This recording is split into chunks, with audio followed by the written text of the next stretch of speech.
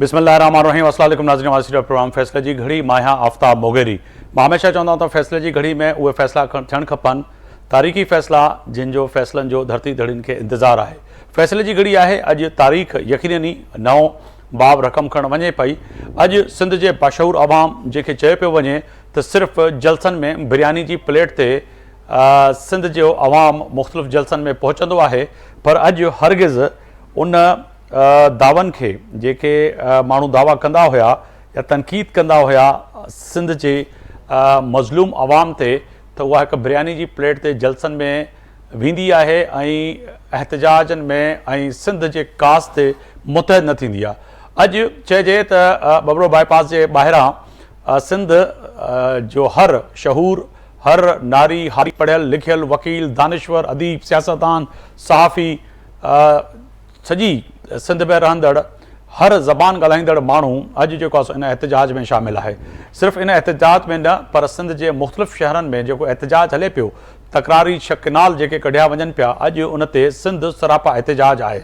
अॼु चइजे त फ़ैसले जी घड़ी में सिंध जे माण्हुनि रस्ता रोक करे ऐं विफ़ाक़ खे इहो पंहिंजे फ़ैसिले में ॿुधाए चुको आहे त अगरि इहे तकरारी शकिनालनि वारो जेसिताईं बाज़ाब्ता वज़ीर आज़म पाकिस्तान शहबाज शरीफ़ या विफ़ाक़ी हुकूमत इन ठाराह जी रद जो नोटिफिकेशन नथी कढे, तेसिताईं सिंध जा मुख़्तलिफ़ माण्हू जेको आहे सो एहतजाज कंदा ऐं रोड रस्ता इहे बंदि ई रहंदा। पाकिस्तान पीपल्स पार्टी भी इन एहतजाज जे चइजे त मुख़्तलिफ़ असैम्बली खां अलावा मुख़्तलिफ़ रोडनि रस्तनि ते उन बि पंहिंजे एहतजाज जो आगाज़ कयो आहे। पर पाकिस्तान पीपल्स पार्टी जे सीनियर सूबाई वज़ीर शजीर इनाम मेमण सां कल्ह विफ़ाक़ जे तरफ़ों राब्तो बि थियो, पर इन में ॻाल्हि तय आहे त पाकिस्तान पीपल्स पार्टी चवे पई त ॻाल्हियूं न थींदियूं, हाणे फ़ैसिले जी घड़ी में फ़ैसिला थींदा।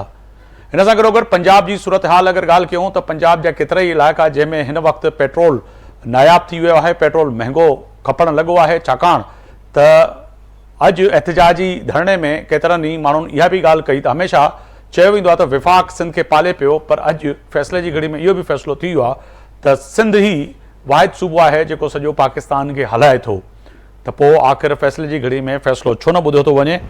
पर अॼु हिते हिकिड़ी ॻाल्हि इहा बि ॾिसण में आई त सिंध जो उहो माण्हू जंहिंखे खाइण लाइ कुझु कोन्हे को ग़रीब माण्हू, पर उहो अॼु बि पंहिंजे घरऊं हड़ऊं हिन एहतजाज में जेके एहतजाज कंदड़ आहिनि उहे उन्हनि खे मानी बि पहुचाए पियो, पाणी बि पहुचाए पियो, दवाऊं बि पहुचाए पियो, सभु कुझु करे पियो। पर मुसाफ़िर जेके फाथल आहिनि हिन वक़्तु एहतजाज में, जंहिंमें घणे क़दुरु उहे जेके ट्रांसपोर्ट सां वाबस्ता माण्हू आहिनि, जेके पंजाब ऐं मुल्क जे मुख़्तलिफ़ हिसनि में कंटेनर ऐं ट्रक माल बरदार ट्रकूं जेके आहिनि उन्हनि जे ड्राइवरनि खे बि न सही पाणी मानी पर दवाऊं बि फ़राहम कई पियूं वञनि। अहिड़ी रीति जेके मुसाफ़िर आहिनि उन्हनि खे बि अॻिते वधी ॻाल्हि कयूं त इहो एहतजाज न सही सिंध, पर सिंध खां निकिरी करे मुख़्तलिफ़ जेके दुनिया जा मुल्क आहिनि जिथे जिथे सिंधी रहनि पिया उन्हनि ताईं बि पहुतो आहे। सिंध जी नुमाइंदा समाजी ऐं चइजे त अहम तंज़ीम साना जे तरफ़ां बि बारहा सिंध जे इन बरंदड़ इशू ते साना बि बेचैन आहे ऐं साना जे तरफ़ां साना जे प्लेटफॉर्म ते बि जेको आहे सो एहतजाज कयो वियो। ऐं वॾी अहम ॻाल्हि त हिन वक़्तु जेके एहतजाज बबरो बाईपास ते एहतजाज जेको थिए पियो, वकील सां गॾोगॾु आम माण्हू आम शहरियुनि जे लाइ उते न सही मेडिकल कैंप, पर इन सां गॾोगॾु चइजे त मानी जो बि बंदोबस्तु कयो वियो आहे ऐं हर सपोर्ट जेको आहे जेके ओवरसीज़ पाकिस्तानी आहिनि ऐं सिंधी आहिनि साना जा मेंबर, उन जे तरफ़ां बि जेको आहे सो इन एहतजाज में शामिलु थी करे ऐं सिंध सां यकजहती जो ऐं शकिनाल ऐं पाणी वारे मामले ते साना बि भरपूर पंहिंजो साथ ॾिनो आहे। इन ते ॻाल्हि ॿोल कंदासीं। मूंसां गॾु आहिनि अलीम आदिल शेख साहब आहिनि, अॻूणा अपोज़िशन लीडर आहिनि, सदर आहिनि पाकिस्तान तहरीक इंसाफ़ सिंध जा। अवां जी वॾी महिरबानी, अवां वक़्तु कढियो मूंसां। मिर्ज़ा इश्तियाक बेग साहब आहिनि, MNA आहिनि, पाकिस्तान पीपल्स पार्टी सां अवां जो तालुक़ु आहे, वॾी महिरबानी। असद शेख साहब आहिनि, अमरीका खां असांखे जॉइन कयो आहे, general secretary SANA Sindhi Association of North America, अवां जी बि वॾी महिरबानी। असां सां आहिनि हसन अब्बासी साहब आहिनि, असां सां उन्हनि जी बि वॾी महिरबानी। वाटर रिसोर्स मैनेजमेंट जा एक्सपर्ट आहिनि, अवां जी भी बड़ी मेहरबानी, तव्हां वक्त करो मुझे प्रोग्राम जलाए। हसन साहब मैं आपकी जानिब आऊँगा। सबसे पहले फरमाइएगा सर, अगर पानी की बात करें तो आम कहावतें जब से हमने आँख खुली है तो ये सुनने में आता है कि अगली जगह पानी पे होंगी, तो कहें कि अल्लाह ना करे कि ये जो मामला है हल की तरफ बजाय अब मैदान पे सिंध के 7 करोड़ लोग एहतजाज कर रहे हैं। किसी भी रंगो नस्ल सियासी समाजी तंजीम से हटकर सिंध के लोग अब विफाक से ये डिमांड कर रहे हैं कि खुदारा एक तो पानी नहीं है और दूसरा ये जो 6 कैनाल निकालने जा रहे हैं ये कैसे पानी मुमकिन है कि वो पूरा होगा, क्योंकि पानी तो पहले ही सिस्टम में नहीं है। तो आपका तजुर्बा, आप समझते हैं कि सिंध से ये सरासरी नाजायज़ी है? हसन साहब। थैंक यू जी मुझे अपने प्रोग्राम में इनवाइट करने का। और जहाँ तक इस मामले का ताल्लुक है कि ये कैनाल्स बना के कोई ये सैराब को ग्रीन कर सकते हैं, तो पहली बात तो ये है कि ये सैराब में अगर आप पानी ले भी जाएं, कैनाल बना भी लें, पानी हो भी, तो सैराब जो है वो कैनाल बनाने से सरसब्ज़ व शादाब नहीं हो सकता। हमारे बराबर में राजस्थान का सहरा है जी। जो कि चोलिस्तान ही को बॉर्डर के दूसरी तरफ राजस्थान कहते हैं, बिल्कुल इसके बराबर में है। जी जी। और वहां पे हिंदुस्तान हमारे 3 दरिया मोड़ के ले गया, बिलियंस ऑफ डॉलर्स की इन्वेस्टमेंट कर दी, 60 साल लगा दिए, लेकिन आज भी राजस्थान सहरा का 1% हिस्सा भी उस 3.8 मिलियन एकड़ में से जहां पे उन्होंने कनाल का नेटवर्क बनाया, उसमें से 1% हिस्सा भी जो है वो सरसब्ज़ शादाब नहीं हुआ। तो पहली बात तो यह है कि अगर वो लेके चले भी जाएं और पानी हो भी हमारे पास तो नहीं जाएगा। दूसरा ये कि जो लोअर राइपेरियन है, ख़ास तौर से सिंध के डेल्टा के लोग और सिंध के लोग जो इस चीज़ पे आवाज़ उठा रहे हैं कि लोअर राइपेरियन को नुकसान होगा पानी निकालने से, वो बिल्कुल बजा फरमा रहे हैं, क्योंकि ये तो एक साइंटिफिक हकीकत है कि अगर आप दरिया में ऊपर से पानी निकालेंगे तो नीचे कम हो जाएगा। इसको जो मर्जी आप रंग दे लें, आप कह लें जी मैं पंजाब का पानी लूंगा, उधर का पानी लूंगा, इधर का पानी लूंगा, जो कुछ भी आप इसको कह दें। पहली बात तो ये कि इनके जो बयानात हैं अभी तक जो हमने सुने हैं वो आपस में ही नहीं मिलते। कभी कहते हैं कि सैलाब का पानी आएगा, कभी कहते हैं सिर्फ पंजाब का पानी आएगा। एक तो शख्स को मैंने ये भी कहते हुए सुना, वो कहते हैं जी पंजाब में बहुत सी हाउसिंग सोसाइटीज बन गई हैं इरीगेटेड एरियाज में, तो इसलिए हमारे पास पानी फालतू हो गया, अब वो पानी यहाँ पे आ जाएगा। फिर कहते हैं नहीं मोमन डैम। और मगर हसन साहब, जब इरिगेशन, आप एक्सपर्ट है, जब इरिगेशन की फैक्ट्स एंड फिगर उठा के पंजाब की देखें तो उसमें तो खुद वो शॉर्टेज दिखा रहे हैं कि हमारे यहाँ पानी जो है आम दिनों तो क्या वैसे भी नहीं होता। तो पंजाब एक तरफ इरिगेशन डिपार्टमेंट इस चीज को तस्लीम कर रहा है, दूसरी तरफ जो आप वाला बात है जो इनका बयानिया है, तो ये तो ऐसे समझें कि क्या लफ्ज इस्तेमाल करूं कि शायद ये बेवकूफ बनाने वाली बात है कि जी हम एग्रीकल्चर का पानी हमारे पास बहुत ज्यादा है क्योंकि हमारे हाउसिंग सोसाइटी बन गई है, पानी बच रहा है तो हम इसीलिए वहां लेके जा रहे हैं। देखिए ना, कोई भी बयान है इनके दो आपस में नहीं मिलते जी। अब मत की ये बात है ना, थोड़ी सी मजा का खेज बात भी है जी कि इस वक्त हम 4-5 लोग इधर बैठे हुए हैं और इस मामले को पे बहस कर रहे हैं। इसमें सियासी पार्टियों के लोग भी हैं, ओवरसीज के लोग भी हैं, वाटर एक्सपर्ट्स, सारा आपने बड़ा अच्छा एक आपने पैनल अरेंज किया है जी। हम आप इसमें बहस पे लगे हुए हैं। दूसरी तरफ इस मामले को जो डिफेंड कर रहे हैं वो कौन है? वो पंजाब के nothing less than their ministers, वो इसको डिफेंड कर रहे हैं, फेडरल मिनिस्टर्स इसको डिफेंड कर रहे हैं। लेकिन वो कौन है जिसने ये मशवरा दिया है? क्योंकि देखिए ये एक पानी का मामला है, ये एक प्रोजेक्ट है और प्रोजेक्ट के पीछे फिजिबिलिटी बनती है। वो फिजिबिलिटी माहिरीन बनाते हैं, कंसल्टेंट्स बनाते हैं जो अपने इस फील्ड के माहिर होते हैं। अब मसलन मुसद्दिक मलिक साहब हैं, वो पानी के एक्सपर्ट नहीं है। जो इंफॉर्मेशन मिनिस्टर हैं पंजाब की, वो पानी के एक्सपर्ट उज़्मा बुखारी नहीं है। जी जी, उज़्मा बुखारी साहब पानी के एक्सपर्ट नहीं है। उसके अलावा जो चीफ मिनिस्टर एहसान इकबाल साहब नहीं है, एहसान इकबाल साहब नहीं है, इरफान सिद्दीकी साहब नहीं है, इनमें से कोई भी पानी का एक्सपर्ट नहीं है। जिन्होंने वहां पे जाके इफ्तिताह किया, मरियम नवाज साहिबा, वो नहीं है, वो भी पानी के एक्सपर्ट नहीं है। तो इनको किसी एक्सपर्ट ने बताया ना कि ऐसे करो जी। इनके खुद तो ये ख्याल नहीं आ सकता। अब ये सारे उस एक्सपर्ट को डिफेंड करें, भाई उस एक्सपर्ट को हमारे सामने करें, हम उससे डायरेक्ट सवाल करें। वो एक्सपर्ट किधर गायब हो गया? बिल्कुल, मेरी तो ये डिमांड है कि उस एक्सपर्ट को सामने लेके आए, उसको बिठाए, वो जस्टिफाई करे। उसने इन लोगों को आगे लगाया हुआ है, वो कितना पावरफुल आदमी, कितना चालाक आदमी है कि उसने अपने डिफेंस के ऊपर फेडरल मिनिस्टर, स्टेट मिनिस्टर्स और डिसीजन मेकर्स को उसने अपने डिफेंस में खड़ा कर दिया, खुद वो नजर भी नहीं आ रहा। ये है कौन था? ये पता करें। बिल्कुल सर। साथ ही रेगा हसन साहब, मैं जानना चाहूँगा न्यूयॉर्क ह्यूस्टन टेक्सास जाना चाहूँगा। साना के जनरल सेक्रेटरी हैं असद शेख साहब, उन्होंने भी ज्वाइन किया है। बहुत शुक्रिया असद शेख साहब, अवां जी वॾी महिरबानी वक्त कढियो मुझे प्रोग्राम जे लाइ। हिकु त तय आहे त फ़ैसिले जी कड़ी में सिंध जा मरंदड़ मसइलनि ते यकीनी ओवरसीज़ पाकिस्तानी ऐं मुहिब वतन जेको आहे सो सिंध सां रखंदड़ तालुक़ हमेशह सिंध जे ॾुखड़ियनि मसइलनि ते यकीनी अॻु भरा बीठल अवां हूंदा आहियो। चयो त हिन वक़्तु जेका बेचैनी बेदारी सिंध जे अंदरि आहे, अहिड़ी रीति अवां बि उते बेचैन ऐं बेदार आहियो त आख़िर ही सिंध सां कहिड़ी सूरत हाल थिए पई ऐं किथे सिंध खे वठी पियो वञे, छाकाणि त पाणी आहे कान। ऐं मूं जीअं स्टार्ट में चयो त ईंदड़ वक़्त में जंगूं जेके आहिनि अलाह न करे पाणी ते थींदियूं, पर जीअं हसन साहब चवनि पिया त उहो माण्हू आहे केरु जेको अहिड़ा मशवरा ॾेई करे ऐं हिन वक़्तु मुल्क जे अंदरि अनारकी फैलाए पियो, नफ़रतूं फैलाए पियो सूबनि जे अंदरि। सम्झो पिया त फ़ैसिले जी घड़ी में को न को फ़ैसिलो विफ़ाक़ खे करिणो पवंदो हाणे। Mughal Saab, thank you very much for me here. ऐं सभिनी जेके बि गॾु आहिनि उनखे सलाम अदा।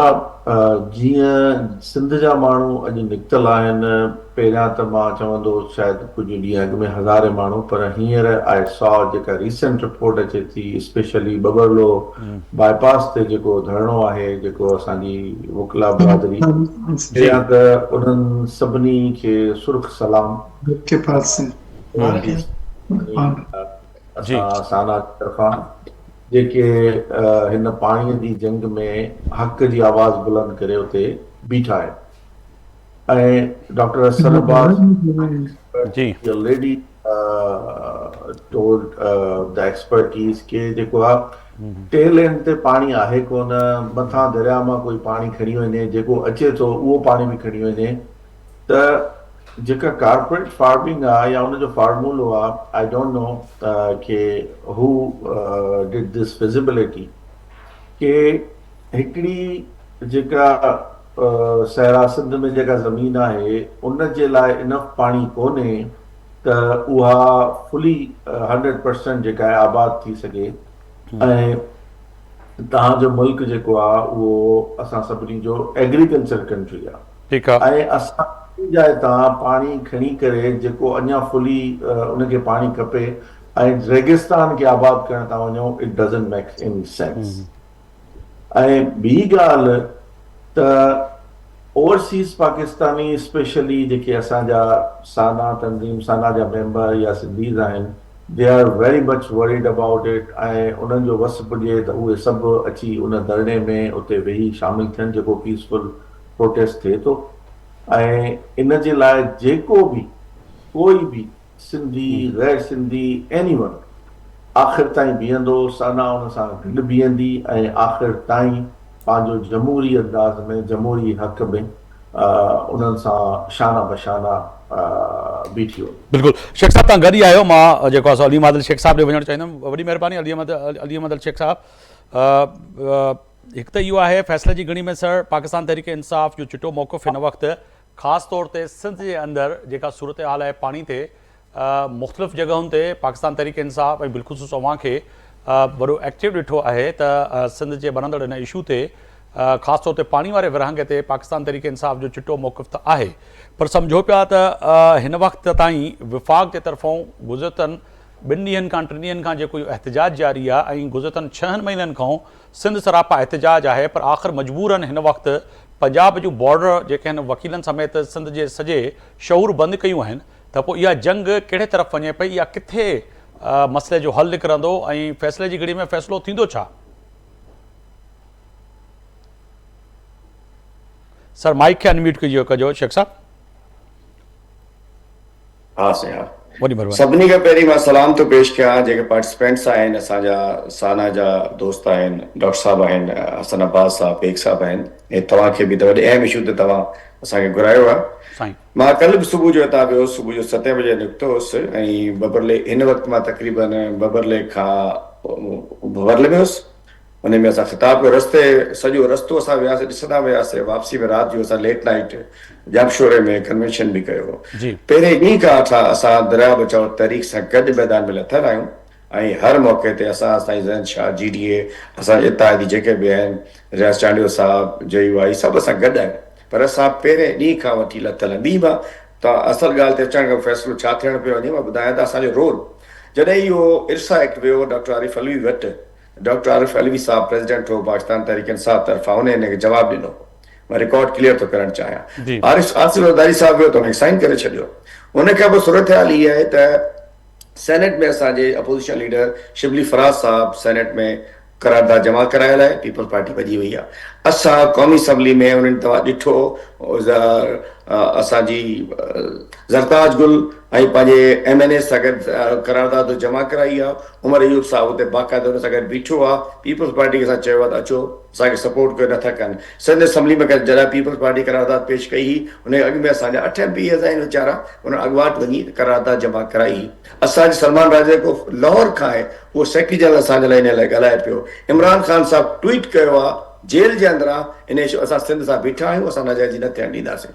मां सम्झां थो जहिड़े अंदाज़ में सॼी सिंध ॿाहिरि निकिरी आई आहे इहो फ़ैसिलो हिननि खे वठिणो पवंदो फ़ैसिलो हिननि खे करिणो पवंदो मां सम्झां थो त इहे हिननि खां ॻाल्हायो ॾिसो भाॻिया सुजाग थी विया आहिनि चोर पकड़जी विया आहिनि इशू आहे त भाॻिया सुजाग हुननि सुञातो आहे त केरु आहे वफ़ाक़ जी ॻाल्हि थिए थी न वफ़ाक़ जी जेकॾहिं एॾो मसइलो आहे वफ़ाक़ तव्हां जलसे में चवनि था छॾे ॾियनि हुकूमत ॿियो त वफ़ाक़ जो प्रेसिडेंट वफ़ाक़ जो अहम नुमाइंदो He's from People's Party.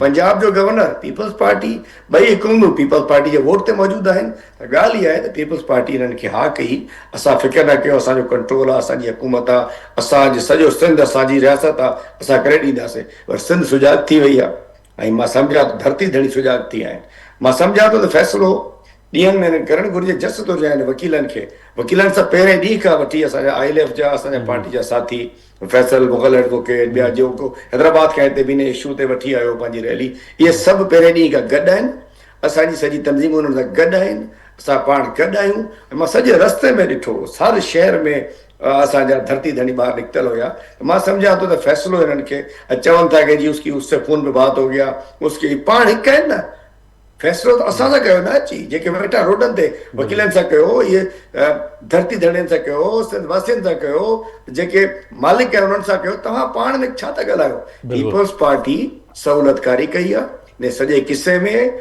इरसा act ते आसिफ ज़रदारी साहब साइन न करे हा हुन खां NOC न ॾियनि हा पाण जेको जुलाई वारो आहे उहो नासा NOC साइन न कनि ज़रदारी साहब त इहो कुझु कोन थिए हा असां सम्झूं था त हाणे CCI जो इजलास वारनि घुराइणु घुरिजे ऐं इहो थींदो कोन पर जेतिरो जल्दी कंदा माण्हू तकलीफ़ में आहिनि मां सम्झां थो शेख साहब अवां गॾु आहियो मिर्ज़ा इख्तियार बेग साहब आहिनि MNA आहिनि पाकिस्तान पीपल्स पार्टी जा अवां ॻाल्हि कई आहे त उन्हनि ॾे बि हलणु ज़रूरी आहे बहुत शुक्रिया मिर्ज़ा साहब अली मादिल शेख साहब ने भी सवाल उठाया कि फैसला तो अब फैसले की घड़ी में होना चाहिए इरसा का जो है CCI का इजलास बुलाना चाहिए और फैसले की घड़ी में इतनी ताख़ीरी क्यों वफाकी हुकूमत आपकी बैसाखियों पर खड़ी हुई है आपसे जो है वो खतो किताब होती है हो रही है फ़ोन पर बातें हो रही हैं शजीर नाम मेमन साहब से फ़ोन पे बात हुई तो सर वज़ीर आज़म और CCI का इजलास बुला लें फैसले की घड़ी में फैसला सुना दें ये लोगों का एहतजाज आपका एहतजाज तमाम सियासी पार्टियों का एहतजाज क्यों नज़र नहीं आ रहा मिर्ज़ा साहब जी शुक्र है आपको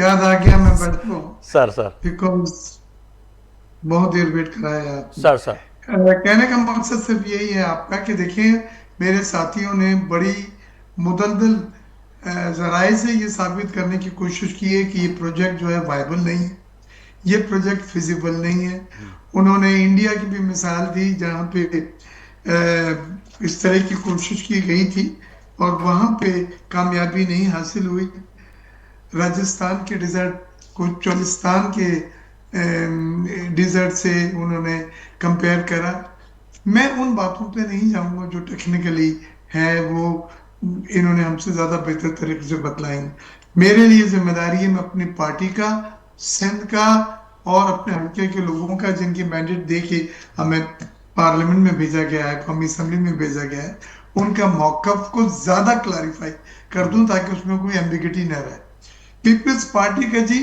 ये तमाम बातें अपनी जगह जो आप अक्सर कहते हैं कि जी ये डबल पॉलिसी है और ये साइन हो चुके थे और पीपल्स पार्टी सिंध के लोगों के हकूक का सौदा नहीं कर सकती कोई आसिफ ज़रदारी साहब ने सिलसिले में कंसेंट नहीं दिया है बिलावल साहब ने गड़ी खुदा बख्श में भी और हैदराबाद में भी बड़ा वाज़ेह कैटेगोरिकल कहा है कि हम अगर इस सिलसिले में हुकूमत ने हमारा साथ नहीं दिया तो हमारी और उनकी राहें अलग-अलग होंगी, हम जुदा हो जाएंगे, हम हुकूमत के साथ फिर नहीं रह सकेंगे। यही बात आपको हमारे सिंध में तमाम जगह नजर आती है। कौमी असम्बली में 30 पार्लियामेंटेरियन, कौमी असम्बली के 30 एमएनएज ने इस पानी के ऊपर अपने अपने इलाके की, अपने अपने डिस्ट्रिक्ट की उन्होंने सूरत हाल बतलाई और ये इस बात का इरादा किया। मिर्जा साहब यहाँ कि पे दो हम पॉइंट है। मिर्जा साहब ड्यू रिस्पेक्ट कोई मैं समझौता नहीं इंटरप्ट कर रहा हूँ, करेंगे। यहाँ पे दो पॉइंट हैं। अली मादल शेख साहब कर रहे हैं कि जी हमने रेजोल्यूशन लाना चाहा, पाकिस्तान पीपल्स पार्टी उधर से बैक हो गई। उसके साथ साथ शिवली फराज से लेकर उन्होंने तमाम अपनी क़यादत का जिक्र किया कि पानी के इस मसले पे पाकिस्तान तहरीक इंसाफ सिंध में भी इस जो है रेजोल्यूशन में साथ दिया और विफाक में भी साथ देने के लिए तैयार थे, मगर उस तरह से आपने उनको एंगेज नहीं किया। दूसरी तरफ से सर मैं पीटीआई को बात का जरा तो जवाब दे दूं, क्योंकि मैं मौजूद था कौमी असम्बली में जब हमने रेजोल्यूशन से पहले पीटीआई कह रही थी कि पानी के मसले पे, सिंध के इश्यूज पे हम सपोर्ट करेंगे। हमने जो रेजोल्यूशन साइन करके जब दिया तो पीटीआई बाइकॉट के नाम पर अवाम को छोड़ के बाहर चली गई और नून लीग ने साथ नहीं दिया। जरा करेक्ट कीजिएगा इख्तियार भाई, इख्तियार भाई सामने माजरत, की एक छोटा सा करेक्शन चाहूंगा। इख्तियार भाई माजरत के साथ आप भाई हैं, जी उस वक्त पीटीआई बाइकॉट पर थी, बाहर थी, बहुत सारे इश्यूज पे आप लोग बात नहीं करने दे रहे थे। आपके स्पीकर साहिबान पीछे से आप लाए थे, उसके बाद वो करारदाद गुम भी हो गई आपकी। उस वक्त ईवान के अंदर पीपल्स पीटीआई नहीं थी। मैं खुद 3.5 साल अपोजिशन लीडर रहा हूं। अक्सर हम बाइकॉट करते हैं, पॉलिटिकल पार्टी बाइकॉट ही होता है। ये चोर दरवाजा होता है कि जिस वक्त हम बाहर थे आपने चुपके से लेकर आ गए, तो ये चला नहीं काम आपका। उसके बाद जब हम करारदाद लेकर आ गए हैं उसको सपोर्ट कीजिए ना आके। और आपकी करारदाद कहां है जरा बताइए तो सही, कहां है वो?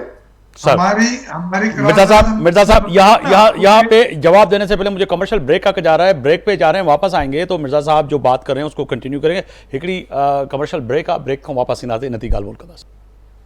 हिकु बार बि रवां खे पंहिंजे प्रोग्राम में भलीकार पियो चवां। फ़ैसिले जी घड़ी में अॼु ॻाल्हि कयूं पिया वॾनि फ़ैसिलनि जी, तारीख़ी फ़ैसिलनि जी, सिंध जे 6 कनालनि जे फ़ैसिले जी। फ़ैसिला न पिया थियनि, बहस थिए पियो, ॻाल्हियूं थियनि पियूं, आसरा दिलासा ॾिना पिया वञनि। मिर्जा साहब आप फरमा रहे थे कि जैसे अली वाल शेख साहब ने कहा कि वो भी अपोजिशन लीडर रहे हैं, और होता कैसे है, रेजोल्यूशन किस तरह से लाया जाता है, बातचीत किसी तरह से की जाती है ऐवान के अंदर। आप कुछ कह रहे थे, मुझे ब्रेक का कहा गया तो मैं ब्रेक पे चला गया जी। कहा कि हमने इसके ऊपर पानी के जो चोलिस्तान कैनाल है उसके ऊपर हमने करारदाद, एक अंडरस्टैंडिंग थी कि पीटीआई सिंध के मसले पे पानी के सपोर्ट करेगी, क्योंकि वो समझते हैं कि ये सिंध का मौकिफ सही ठीक है। बहुत प्यारी बात कही गई। हमने करारदाद पेश की, उस वक्त पीटीआई नहीं थे कि उस करारदाद को सपोर्ट करते, बाइकआउट करके गए थे। उस वक्त गए या पहले गए मुझे पहले गए, लेकिन उस वक्त मौजूद नहीं थे। फिर नून लीग ने भी उस तरह से सपोर्ट नहीं किया जो एक अलाई के साथ ये जैसे हम करते हैं और लेजिस्लेशन होते हैं बिल साजी में। मिर्जा साहब उन्होंने तो सपोर्ट नहीं किया। मिर्जा साहब आगे बढ़ के आप मेरे लिए काबिल एहतराम है, सुन लीजिएगा। हम अब इसके मसले की तरफ जाना चाह रहे हैं सर आपके साथ मिर्जा साहब आपके साथ तो फिर ना पीटीआई ना जेयूएफए ने ना दीगर सियासी जमातों ने कॉम्प्रोमाइज, दो हाथ तो आपके साथ देखा जाए तो पीएमएलएन ने कर दिया। इरफान सिद्दीकी साहब ने वो जो नाराजगी है कि आपके को एक पोजीशन लेनी है और वो टाइम आ गया है। हमने कह दिया है कि अगर उन्होंने इसमें हमारा साथ नहीं दिया और ये रोका नहीं सर, वो तो मुसद्दिक मलिक से लेकर इरफान सिद्दीकी से लेकर उस्मा बुखारी से लेकर सब जी, तो अगर उन्होंने हमारा साथ नहीं दिया तो हमारी राय उनकी राय जुदा होंगी। कब तक टाइम क्या, डेडलाइन क्या है, डेडलाइन बताइएगा। डेडलाइन अब उन्होंने सनाउल्लाह साहब ने शर्जिल मेमन साहब से 2 बार राब्ते किए हैं, उन्होंने एक इंदिया दिया कि उसको आगे बढ़ाएंगे। हमने भी देखना है बढ़ा के अगर इसके ऊपर पॉजिटिव इकदाम करते हैं वो, नहीं तो हम किसी हद तक जा सकते हैं। और किसी कब ये बताइए, कब जाएंगे, डेट बताइए, डेट बताइए। नहीं, हमने अभी राब्ता किया है ना, अगर वो राब्ता नहीं करते तो बात दूसरी थी। अब सनाउल्लाह साहब ने वजीर आजम के कहने पे और नवाज शरीफ साहब के कहने पे शर्जिल मेमन साहब से बात की है, मुज़ाकरात शुरू होंगे। अगर उस पर हमारा जो खदशात हैं, जो रिजर्वेशन है, उसका एहतराम करते हैं और इस प्रोजेक्ट को रोकते हैं तो हम अलाइज हैं उनके साथ। अगर उसमें इस मौजू पे हमारा साथ नहीं दिया तो सिंध के लोगों के हकूक का हम मिर्जा साहब राणा सनाउल्लाह साहब सौदा कर चुके आप, सिंध का सौदा कर दिया आपने, सिंध के हकूक का सौदा कर दिया, इरसा एक्ट पे आसिफ जरदारी साहब ने साइन कर दिया, एनओसी सारी जारी कर दी, उनको सपोर्ट किया, आपने सौदा कर दिया। जब रोड पे निकले आपको पता चलेगा लोग क्या कह रहे हैं। कोई एग्जीक्यूटिव पावर वो साइन नहीं कर सकते। आपको पता है एग्जीक्यूटिव पावर्स प्राइम मिनिस्टर के पास होती है। तो मेरी तरफ से एक दावत दीजिए। जी। 23 जी सर, शेख साहब कुछ फरमा रहे हैं। रोड पे चले हमारे साथ, लेकिन हर चीज क्लैरिफाई हो चुकी है। आप काउंसिल ऑफ कॉमन इंटरेस्ट का इजलास क्यों नहीं बुला रहे?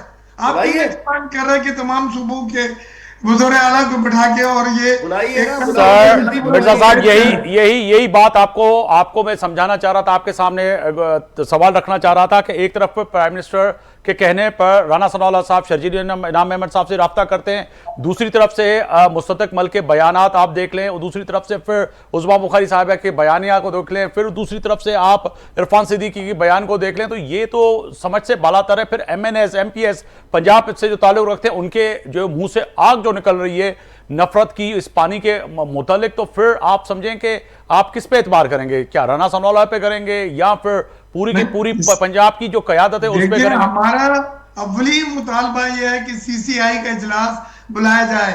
1 साल हो गया है, 90 डेज में इजलास बुलाया जाता है। इस तरह के हसास मसले, कंट्रोवर्शियल इश्यूज CCI में लाए जाते हैं और वहां पे एक तरीकेकार उसके तहत बहस करके एमिकेबली फैसले किए जाते हैं। क्यों नहीं CCI के इजलास बुलाया जा रहा है? 1 साल हो गया। सर शेख साहब की तरफ जाऊंगा। शेख साहब कुछ कह रहे हैं। सर आप कह रहे हैं कि वो CCI का इजलास वो भी एहतजाज कर रहे हैं, मुतालबा कर रहे हैं। दरखास्त एक बड़ी अदना सी दरखास्त, एक तो CCI के लिए सदर पाकिस्तान अभी फोन करें, उठाए गए, बुला लेंगे। दूसरी बात, चूंकि ये उनकी वोटों बैठे हैं। दूसरी बात, इतने अगर ये बाकायदा खड़े हो चुके हैं सिंध के साथ, तो मैं दावत देता हूं कि अभी मुराद अली शाह साहब को लें, सिंध की कैबिनेट को लें और चले जाएं बबरलो धरने में। अगर आपके सेम है, आप समझते हैं सिंध के लोग समझते हैं पीपल्स पार्टी इनके साथ खड़ी है, जाइए बबरलो धरने में, घोड़ा भी हाजिर, मैदान भी हाजिर, रोड से जाइएगा चलते हुए गाड़ियों के ऊपर, हेलीकॉप्टर पहुंच जाए, पता चल जाएगा कि लोग क्या चाह रहे हैं। लोग अल्लाह माफ करे, कल मैं रास्ते से गुजर रहा था, साईं बस छा ॿुधायां, वञनि त सही, घोड़ो बिना पुलिस जे चओ थोरो थी अचो, ऐं वञो बबरलो धरने में पीपल्स पार्टी खे खपे पंहिंजो वफ़द मोकिले, उते ॿुधाए त असां गॾु बीठा आहियूं, सिंध सां गॾु बीठा आहियूं। इहो वक़्तु आहे, 17 साल जेको हिन ग़ुलामी कराई आहे, हाणे हिननि जेको आख़िरी न असांजी तालीम खपाई, असांजी दवाऊं खपायूं, असांजी सिहत खपाई, असांजी रोड खपाया, हाणे पाणी खपाए छॾियो, हाणे हिननि सां हक़ीक़त थींदी, पाणी बि खपाए छॾियो, जी सर खपाए छॾियो। मुझे आखिरी बात करने दें। जी सर पार्टी की तरफ से मैं आपको एक एश्योरेंस देता हूं जी कि हम किसी सूरत में इस कंट्रोवर्शियल प्रोजेक्ट को नहीं ऑन करेंगे। हम इसके खिलाफ हैं, हम किसी हद तक भी जाएंगे। सर आप कर भी नहीं सकते हैं, सिंध की कौम खड़ी हो गई है, आप जा ही नहीं सकते, सपोर्ट कर ही नहीं सकते। सियासत आपकी आवाज के साथ हैं, हम हर आवाज के साथ हैं जो ये सिंध के हुकूक के लिए मुतालबा कर रही है। सर मैं जो कैनाल का, जी हाँ बिल्कुल, और ये बात मैं आपको बता दूं, 30 MNA ने फ्लोर के ऊपर बात की है और हमने अपने मौक़िफ़ में यही क्लियर करा है कि हम इस पर कोई समझौता नहीं करेंगे। हमारी हसन साहब के साथ सर मैं हसन साहब से एक्सपर्टी लेना चाहूंगा। हसन साहब मैं आपकी तरफ आना चाह रहा हूं। हसन साहब फरमाइएगा कि CCI का इजलास बुलाने में वजह क्या है, ताखीरी क्या है? जैसे कि अली मादल शेख साहब फरमा रहे हैं कि प्रेसिडेंट साहब को बस एक फोन ही तो करना है, वो बस प्राइम मिनिस्टर अगर ये चाह रहे हैं कि मसला हल हो जाए, और 7 करोड़ लोगों का एक जीने और मरने का एक मसला है, तो उस पर इतनी ताखीरी क्यों? हसन साहब जी देखिए, ये तो सवाल मेरे से बनता ही नहीं है, क्योंकि नाम है हुकूमत में नहीं, मगर वो टेक्निकली पॉइंट बताइएगा कि उसमें कबाहत की क्या है कि जब इतने लोग एहतजाज कर रहे हैं, पानी का इशू है, आपने जैसे कहा कि ये जितने भी लोग बैठे थे जो बात कर रहे हैं कोई एक्सपर्ट नहीं है, अगर इनको किसी एक्सपर्ट ने मशवरा दिया है तो कम से कम अब एडवाइस भी ये भी तो दे सकते हैं कि 7 करोड़ लोग जो है सरापा एहतजाज हैं।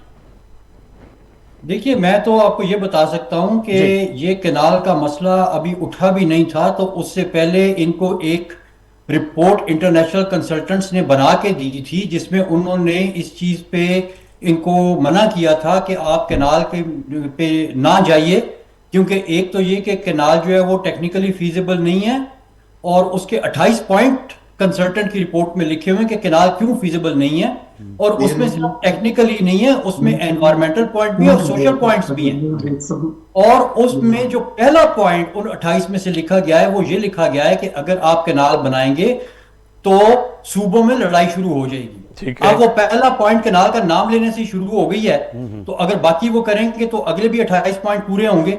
तो ये चीज तो इनको पहले से पता है, इसीलिए तो मैं इस चीज का मुतालबा करता हूं कि भाई वो कंसल्टेंट जिसने इस इंटरनेशनल कंसल्टेंट की रिपोर्ट को रद्द करवा के अपनी रिपोर्ट को आगे किया है, आखिर उसने कोई तो साइंस की होगी, कोई तो उसने कन्विंसिंग की जी। होगी, उसको ले आए, वो हमें बता देगा कि भाई ये मसला है, इसके लिए कैनाल बन रही है, बाकी सारी दुनिया गलत है, सिर्फ वो ठीक है। तो इसलिए जो फिर सीसीआई में भी उसको ले जाए, वो जाके सबको, अगर उस कंसल्टेंट ने सदर पाकिस्तान से लेके तो आर्मी चीफ से लेके तो चीफ मिनिस्टर से लेके तो फेडरल मिनिस्टर तक हर किसी को कन्विंस कर लिया है कि कैनाल बनाना ही वाइड सॉल्यूशन है, तो सीसीआई में आए और वो बाकी लोग जिनको नहीं पता उसकी साइंस का, उनको भी अपनी साइंस बता दे। अगर इतने बड़े बड़े लोगों को उसने कन्विंस कर लिया तो हमें भी कन्विंस कर ले, हम भी हो जाएंगे। हम तो साइंस के लोग हैं, बाकी भी सियासत के लोग पहले भी एक तरफ के उसने कन्विंस किया, दूसरों को भी कर लेगा। तो हमें तो उस कंसल्टेंट को ढूंढना है कि वो किधर है। बिल्कुल, आप टेक्निकली बात कर रहे हैं, बिल्कुल आपने वजह फरमाया। शेख साहब, असद जी जी जनाब। ये इसहाक डार साहब ने फ्लोर में आए थे, डिप्टी प्राइम मिनिस्टर, उन्होंने फ्लोर पे वादा किया है कि सिंध का एक कतरा पानी भी हम पंजाब या ये जो कंट्रोवर्शियल प्रोजेक्ट है इससे नहीं लिया जाएगा। सो दो तकिए लगा के सिंध की कौम सर सो जाए इसहाक डार की इस बात पर। आपको इतबार है, आपको यकीन है, आप इंश्योर करवाते हैं कि जो उन्होंने बात किया है वो होगी। ऑप्शन ओपन है, मेरी बात सुने, हमारे पास ऑप्शन ओपन है, उन्हें भी हमारी जरूरत है, हमें भी जरूरत है। बजट आ रहा है, फाइनेंस बिल का पास करना है, अगर वो ज्यादती करेंगे तो हम भी किसी हद तक जा सकते हैं, हमारे पास ऑप्शन ओपन है। लेकिन हम सिंध के लोगों का हुकूक का कोई सौदा, कोई समझौता नहीं होने देंगे। और ये मैं आपको एश्योरेंस देता हूं कि जान हमारी जिंदगी मौत का सवाल है। ये शेख साहब मुगैरी साहब जी, दरखास्त है आपसे, आप भी सरकार को, वैसे हमारे बड़े भाई हैं जी, इस सबको मौका दीजिए। दूसरे साना वाले भाई बैठे हुए हैं सर मैं वही मतलब उनके जिम्मेदार देखें। छोटी बात कर दूं, इसहाक डार साहब ये कहेंगे नहीं जी हम तो पंजाब का दे रहे हैं, सीधी बात करें कैनाल है नहीं है, बस यही मैं तो यही बात कर ना, और सीधी बात करिए। वो कहेंगे नहीं जी सिंध के हिस्से का नहीं दे रहे, हम तो अपने हिस्से का दे रहे हैं। ये थोड़ी चलेगा, ऐसा नहीं चलेगा। ये घुमाना चाह रहे हैं, ये इनका इशू, ये इन्होंने मामू बनाना चाहा था, मामू बना नहीं पाए, सिंध के लोग खड़े हो गए। ये इसहाक डार ने ये कहे छोटे लोग हैं, फॉर्म 47 वाले जाली हुकूमत है, इनके इतबार करेंगे हम, अवाम का मैंडेट नहीं है। इसहाक डार हर हवा बंदा है ये आके, इनकी हुकूमत 17 सीटों के ऊपर बैठी है और ये कह रहे हैं कि जी वो कहेंगे वो कहेंगे कि हम पंजाब के हिस्से का दे रहे हैं, सिंध का नहीं दे रहे। सीधी बात करें, प्रोजेक्ट कर रहे हैं नहीं कर रहे। सर मैं असद शेख साहब को भी शामिल कर दूं शामिल गुफ्तगू। असद शेख साहब, साना समझती है कि खास तौर पर इंटरनेशनल इश्यूज पे यकीनन ही पूरी दुनिया की नजरें होती हैं।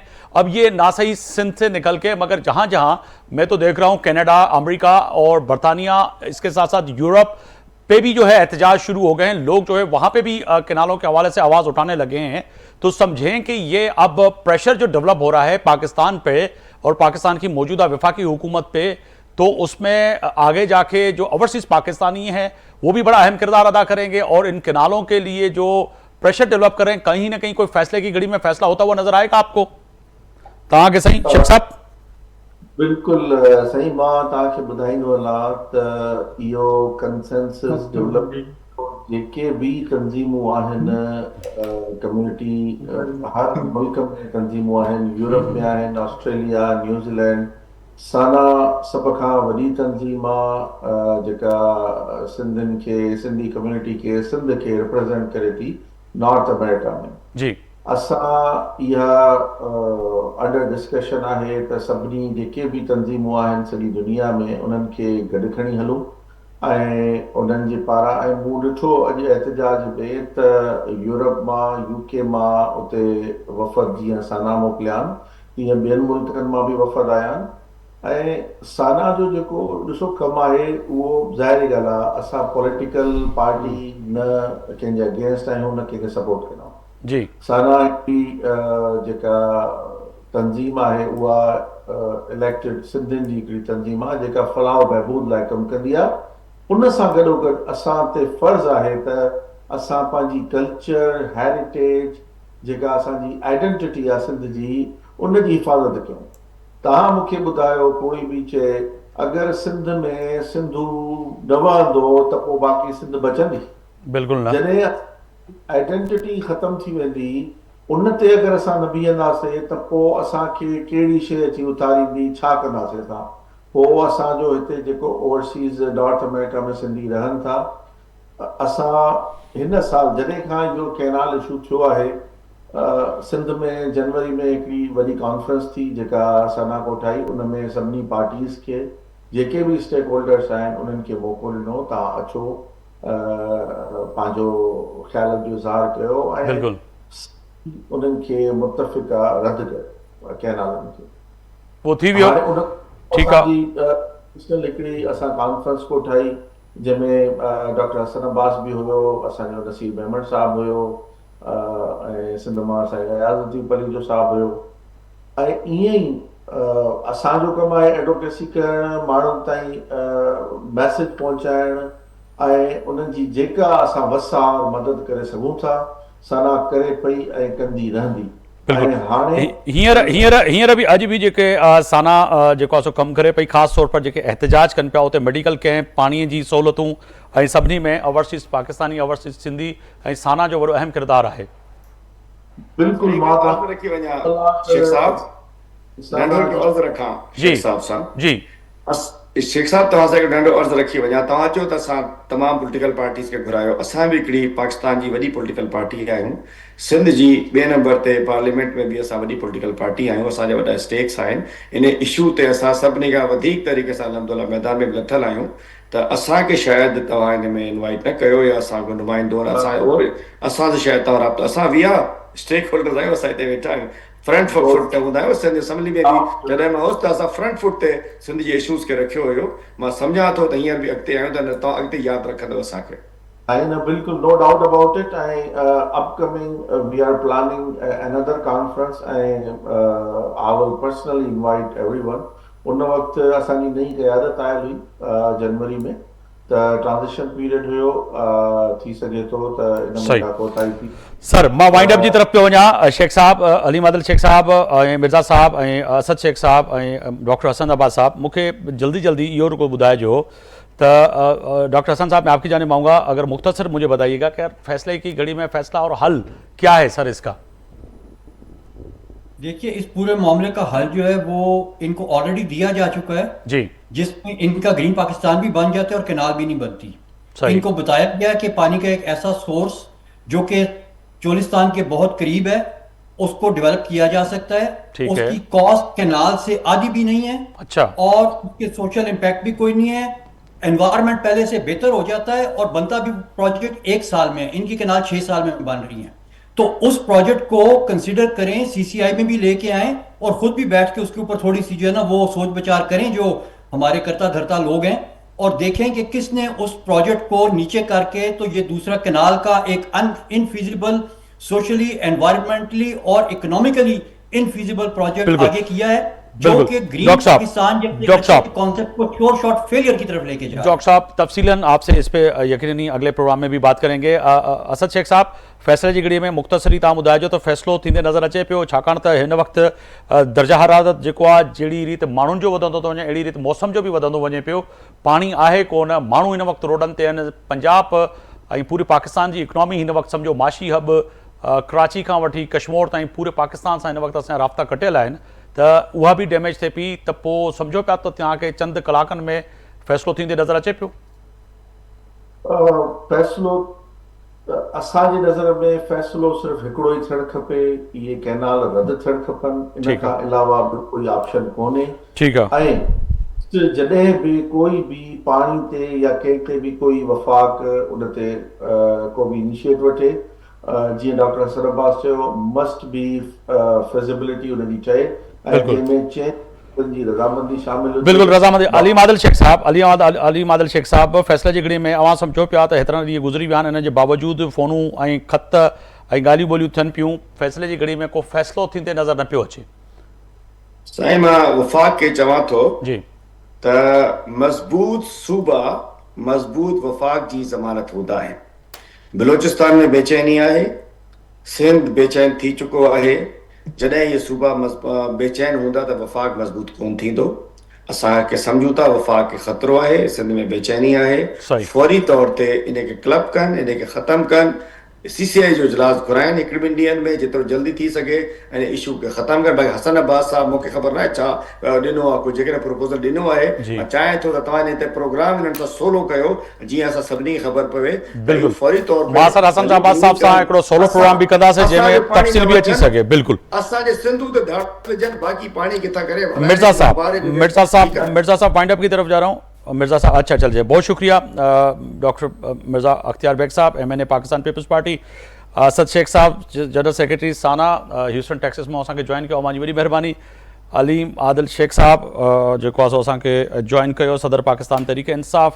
डॉक्टर हसन अब्बास साहब जेको आहे सो सीनियर तज़िया निगार ऐं एक्सपर्ट जेको आहे सो पाणीअ जा माहिर हुया, उन्हनि जी बि वॾी महिरबानी। चइनी महिमाननि जी वॾी महिरबानी। फ़ैसिले जी घड़ी में अॼु कोशिशि कईसीं त चइनी महिमाननि सां मुख़्तसर सवाल करे ऐं जवाब वठण जी कोशिशि कयूं, पर फ़ैसिले जी घड़ी में फ़ैसिलो विफ़ाक़ खे करिणो आहे, छाकाणि त हिन वक़्तु सिंध सरापा एहतजाज आहे ऐं एहतजाज इहो दायराकार वधंदो वेंदो ऐं ईअं न थिए त विफ़ाक़ खे अॻिते वधीक कंडा कढणा पवनि। बहितर इहो आहे त फ़ैसिले जी घड़ी में को न को सिंध जे माण्हुनि लाइ फ़ैसिलो करिणो पवंदो। सुभाणे ताईं आफ्ताब मोगरी खे इजाज़त ॾींदा।